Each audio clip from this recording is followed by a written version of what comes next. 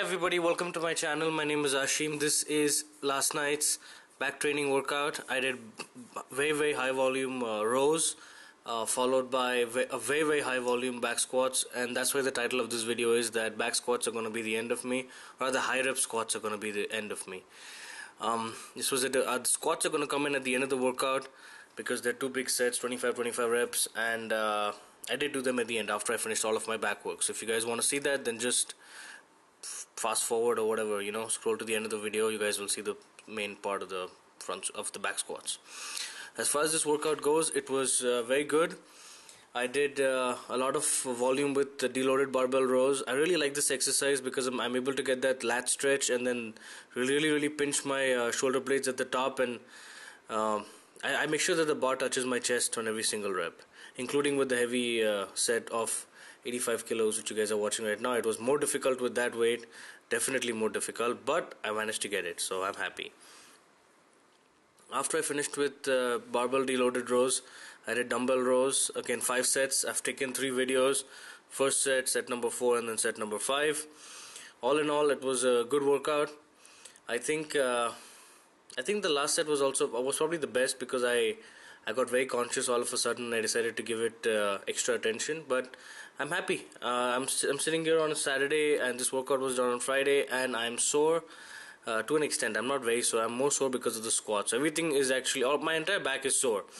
What I want to do is in the next few weeks is I want to be able to add in some trap work after this workout as well, because I'm not going to be doing any biceps on this day, because after this I got 2 days off and then I have heavy deadlifts, so I don't want to do biceps because it opens up a door that I may or may not get injured, because I'm going to be doing a high rep, not high reps, I'm going to be doing heavy weight deadlifts, so I don't want to risk anything or jeopardize anything, so I'm not going to be doing biceps on this day, but I would like to do traps because traps help. You know what, that's the funny thing. I follow Brian Carroll, and I like his book 10-20 Life, not because the routine is fantastic or anything. I think if I was to do that routine, I'd be training a lot less hard than I train right now.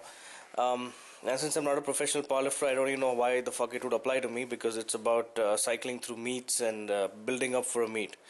I'm not a powerlifter, but however, I like the book, and I did comment on this on Facebook because the book is very nice in the sense that it's not.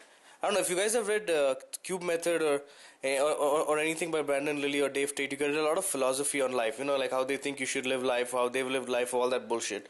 And how do I put this? I don't like to be told by anyone, what I'm supposed to do that'll make me alpha. And alpha is a very pop psychology, what a bullshit term. But whatever, I don't like being told that, hey man, you got to act like this, or you got to do this, or you got to think of this, only then you're going to be alpha. Without this, you're not alpha, you're a beta, whatever. Fuck that. I really do not want to be hearing any of that stuff. So, given that, I do not really like any of these books. However, Brian Carroll's book has none of that fluff, none of that bullshit. It's very detailed and upfront. And however, as much as I like his book and all that, there's something that I fundamentally disagree with Brian Carroll on. And of course, I'm not a big powerlifter, so I cannot say I've trained so-and-so who's had a big total or any of that stuff. My only credibility is that this is what works for me, and I really don't have such good genetics, which leads me to another point, but I'm going to bring that up later. Point right now is that Brian Carroll always says that big deadlifts means big traps, and for some reason I don't believe that. What I do believe is that if you have big traps, if you train your traps, if you get these small muscles, because it's much smaller than all the muscles that the deadlift is going to target, if you get these small muscles to be activated and you get them hypertrophied or whatever. You don't have to, but if you get them, then deadlifts tend to be more stable for you. It's easier to handle certain loads. So it's like it's more qualitative, less quantitative. If I have a 505 right now, I do have a 505 right now. My 505 right now for 2 is better with me having big traps than it is with me having no traps. You know what I mean? So it doesn't necessarily help me add weight to the bar, nor is the added weight to the bar making me get big traps. But having big traps by training them directly with shrugs and band pull aparts and lower trap exercise, all that stuff, by doing all of that, I am only making it more stable for me to hold a heavier weight. That's my point. The second thing is that Mark Bell did a very nice podcast or whatever with Omar Yusuf, and they had a question that that people asked them. Someone asked them in the audience, not audience, but like on Instagram, people have that hashtag stuff. So in the Q&A, someone asked them this question about whether or not it takes good genetics to be a powerlifter, and they said that no, you have to have the worst genetics. I really don't agree with that. If that was the case, then everybody would be as strong as Andy Bolton or Benedict Magnusson, who is my hero. Not really, but it's these guys are awesome. I do follow them on Instagram and on Facebook and on Twitter, and they're very cool.